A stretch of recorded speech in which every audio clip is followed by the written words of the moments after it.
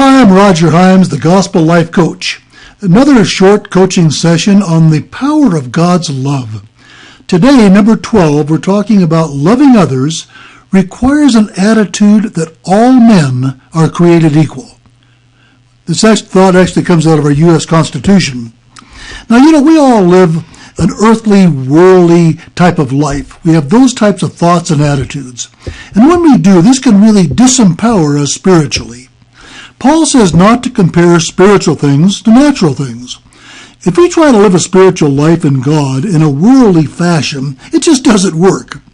The way we live life on earth can't be applied to God's kingdom. Now, life in the world creates classes and categories. Have you ever thought about how we think about ourselves and other people? We're not all created equal. We're not all the same. We don't all have the same talents or abilities. We don't all achieve the same social status. We don't all earn the same type of money. We don't all have the same job description. We don't all live in the same size house or drive the same type of car. There are different levels and degrees of success, and of course of failure too. All of these things tend to create differences. Now, we live in a twofold type of comparative world. First of all, we view life in terms of success and failure. We also assess things in terms of good and bad.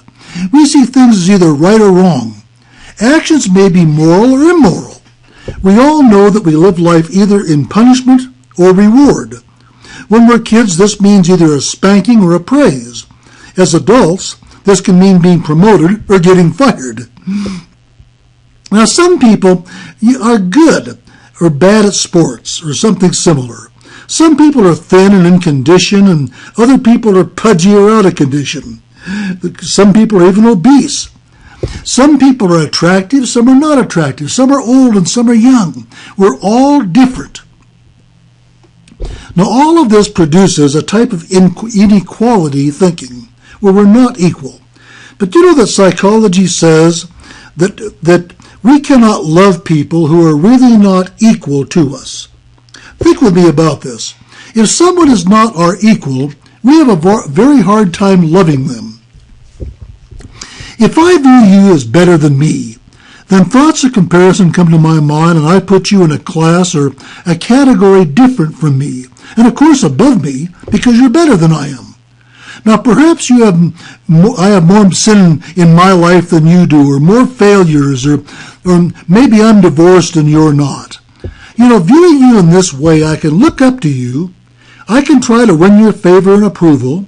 I can brown nose you. I can serve you. But I really can't love you because we're not equal. You're better than I am.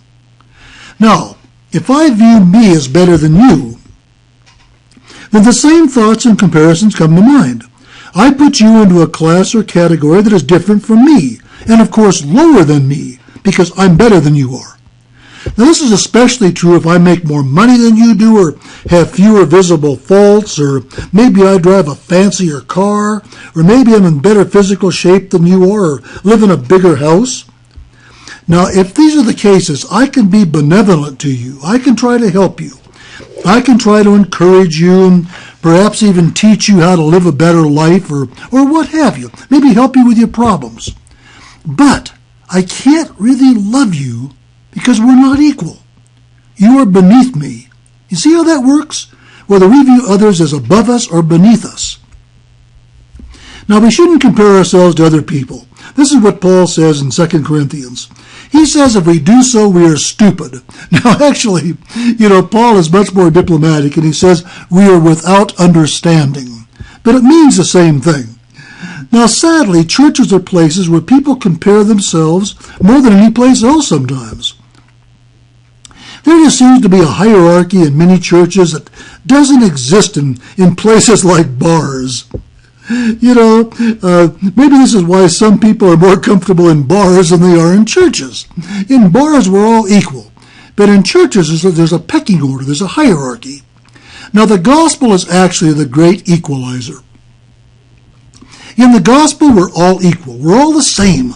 It doesn't matter if you're a man or a woman, if you're fat or thin, rich or poor, or anything.